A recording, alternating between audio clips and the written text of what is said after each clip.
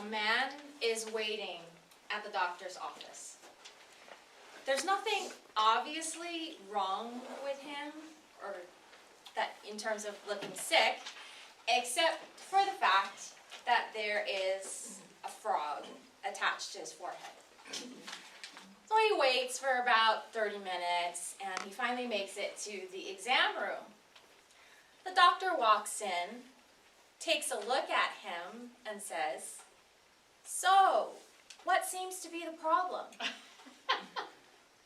And then the frog says, "Doctor, this all began as a bump on my bottom."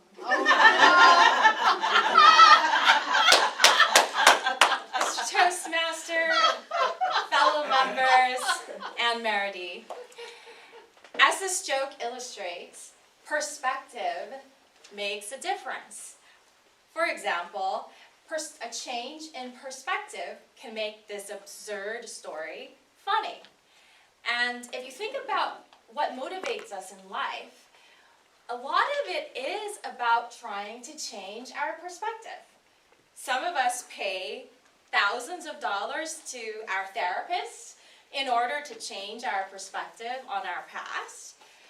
On the negative side, addicts look for their fix in order to change their perspective. Or spiritual seekers, they are seeking to change their perspective from one of being identified with just their limited personality into a broader perspective where they're connected with all of life. So today, I would like to reflect and share with you 3 perspective changes that have helped me overcome chronic pain. So the first thing that happened to me when I started having chronic back and neck pain about 15 years ago was that I went to the doctor, like most of us. And like most of us, I expected the doctors to have all the answers. We live in a consumerist society, and so a lot of us have this attitude with healing that it is a transactional thing. We pay the money, and it's somebody else's job to heal us. So this was 2005, and I was living in Vietnam at the time on a Fulbright fellowship, which meant that I had access to the best health care available in the country. So I went to this brand new Western private hospital, and I talked to the doctor, who was this French guy. And when I started to tell him about my chronic pain, his body language showed right away that he wasn't comfortable with the topic. He kind of cringed and backed away from me as if I had a frog stuck on my forehead. And just by his reticence as well, I could tell that he didn't have all the answers for me. He gave me some muscle relaxants, and after taking it for a few days, I could tell that it wasn't really doing much beyond making me feel groggy in the morning. So after my year of the Fulbright in Vietnam, I came back to California, and I went to another doctor. And when I started to engage her about my pain, she was looking at her watch. And she was backing out of the room. And I get it, they only have 5 minutes for every patient. And so that really communicated to me, those interactions really told me that the doctors really didn't have the answers.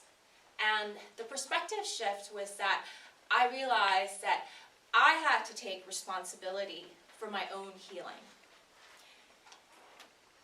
The second perspective shift that has really helped me with my healing from chronic pain is that I realized that I had to move from a place of fear into a place of trust. Of course, that wasn't my initial reaction when I started having pain, to become fearful. My initial reaction was to go type A. Every time when I felt better, I would over-exercise, overstretch, and overdo, and I had a history of repeatedly tweaking myself out. For example, I bought a book on how to eliminate neck pain. And in the instructions, it said to hold the stretches for 5 seconds. And of course, I thought it was a good idea to hold the stretches for 5 breaths. Long yogic breaths, because you know, those are better. After about 3 days of this overdoing, I created full body spasms. So anyways, it was after all of those incidents that I eventually became fearful. I thought that there must have been something wrong with my body and my back, and that if I just made one false move, everything would just fall down like a stack of cards. And so I started to limit my activities. I didn't go to the harder yoga classes anymore. I didn't hike. I didn't do some of the things that I liked to do in the past. Until, of course, one day when I booked a ticket to visit my friend in the jungles of Costa Rica. Once I paid for that ticket, my mind came in and said, "Oh my God, don't you realize how international travel is going to wreck your back?" And when I saw all that fear come up, I realized that I had 2 choices. Either I cancel the trip and live my diminished life, or I was really going to have to change my perspective and really meet my fears. So I told myself, just go, and whenever you feel that your back is tensing up, just slow down, just pause and breathe and really feel into it, really meet it, and shift, shift from this place of being afraid that you can't take care of yourself into this place where you know that you can ask for help, you can slow down, you can, rest. And surprisingly, during that trip, no bad muscle spasms, no bad pain episodes happened. There were a few times where I had to rest and lie down and breathe and do some stretches. And that trip really helped me to start questioning how I was relating to all the other triggers, and that really helped me to come out of the pain cycle. The third perspective change that has helped me is, well, to backtrack, chronic pain really can stop you in all areas of your life. It can affect, obviously, how your daily activities, it can affect your job, etc. So I find that it's really easy for people with chronic pain to be self-critical, to be really judgmental. And so the shift that we have to make is to move from being self-critical into practicing self-love and self-compassion. And that's a work in progress for me. And I think that is a work in progress for a lot of us.